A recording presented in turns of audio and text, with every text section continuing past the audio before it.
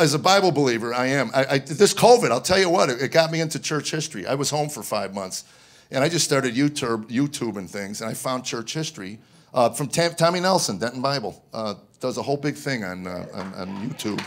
Yeah, Tommy's, that was the tapes I listened to that got me saved when I was 40. Tommy's Ecclesiastes.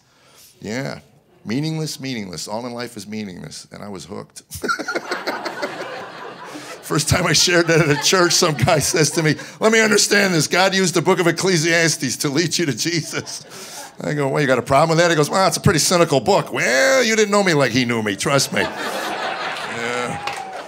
I still find Ecclesiastes. If I was king of the world, every incoming freshman would have to study the book of Ecclesiastes.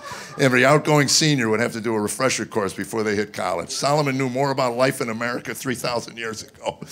Meaningless. It's all meaningless. Never mind. But anyway, I know what I was talking about.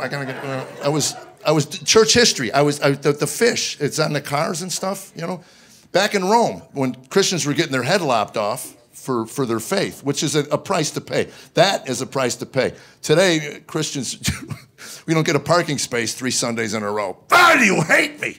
You know.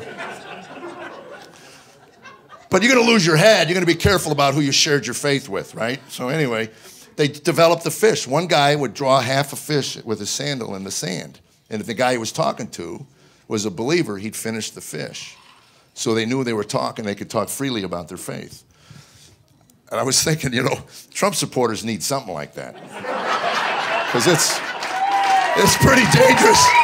It's pretty dangerous out there, you know, to wear your hat or whatever. You just can't. So I figured it out. They like calling him the orange man. So, I mean, they think that's disparaging. So I think he should use it to his advantage and tell everybody that if there was a supporter, put an orange in your pocket, a little halo, one of those little cuties, you know.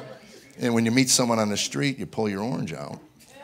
And if he pulls his out, then, you know, you can talk about Trump and whatever you want to do. But if he doesn't, you start peeling it and just walk away.